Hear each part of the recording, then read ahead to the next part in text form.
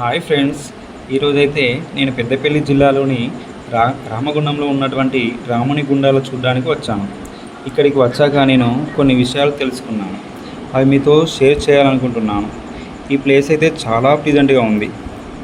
శ్రీరాముడు దండకారణ్య ప్రాంతంలో అనేక ప్రదేశాల్లో సంచరించాడని రామాయణ సంప్రదాయం చెబుతుంది. ఆ ప్రయాణంలోనే ప్రస్తుత రామగుండం పరిసర ప్రాంతానికి శ్రీరాముడు వచ్చారని ఇక్కడి స్థానిక స్థల పురాణం చెబుతుంది.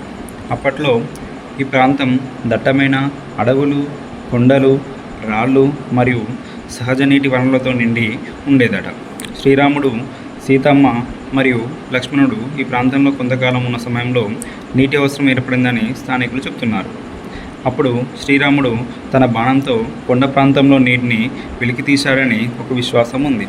ఆ నీరు చేరిన ప్రదేశాలు కాలక్రమంలో అనేక సహజ నీటి గుండాలుగా ఏర్పడ్డాయని చెప్తారు. ఇలా ఇక్కడ 108 గుండాలు ఏర్పడ్డాయని స్థానికుల నమ్మకం. ఒక గుండం నిండిన తర్వాత దాని నుంచి నీరు మరో గుండంలోకి ప్రవహించే విధంగా ఈ ప్రాంతంలో సహజ రాతి నిర్మాణాలు ఉండడం విశేషమైనవి. అయితే శ్రీరాముడు ఈ ప్రాంతంలో శివుడిని కూడా ఆరాధించాడని స్థల పురాణం చెబుతుంది. రాముడు శివలింగాన్ని ప్రతిష్ఠించి పూజించాడని నందీశ్వరుడు, కాలభైరవుడు, నాగదేవతలు, గణపతి మరియు సప్తమాతృకలకు సంబంధించిన ఆరాధన సాంప్రదాయాలు కూడా ఇక్కడ ఉన్నాయని స్థానికులు చెబుతుంటారు.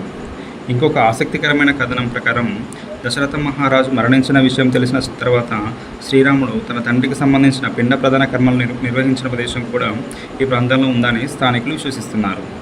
అందుకే ఈ ప్రాంతం కేవలం ప్రకృతి అందాలకు మాత్రమే కాకుండా శ్రీరాముడు, సీతమ్మ మరియు లక్ష్మణునితో సంబంధం ఉన్న పవిత్ర ప్రదేశంగా భక్తుల నమ్మకంలో ప్రత్యేక స్థానం సంపాదించుకుంది.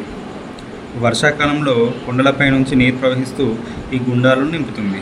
ఒక గుండం నుంచి మరో గుండానికి నీరు ప్రవహిస్తూ చిన్న చిన్న జలపాతాల్లా కనిపించడం ఈ ప్రాంతానికి మరింత అందాన్ని తీసుకొస్తుంది. అందుకే రాముని గుండాలు అనే పేరు ఈ ప్రాంతానికి వచ్చిందని, కాలక్రమంలో ఈ ప్రాంతం రామగుండంగా ప్రసిద్ధి చెందిందని స్థానిక స్థల పురాణం చెబుతుంది. అయితే కొండపైకి వెళ్ళడానికి కొన్ని మెట్లలాగా చెక్కారు. పైకి వెళ్ళాక శ్రీరాముడు, సీతాదేవి మరియు లక్ష్మణ విగ్రహాలు చాలా అద్భుతంగా ఉన్నాయి. అయితే ఆ విగ్రహాల ముందు భక్తులు రాళ్ళు ఒకదానిపై ఒకటి పేర్చి వాళ్ళ కోరికల్ని కోరుకుంటున్నారు. పురాణాలను పక్కన పెడితే ఈ ప్లేస్ అయితే చాలా రిఫ్రెష్మెంట్గా ఉంది. మేమైతే చాలా బాగా ఎంజాయ్ చేసాం. జై శ్రీరామ్.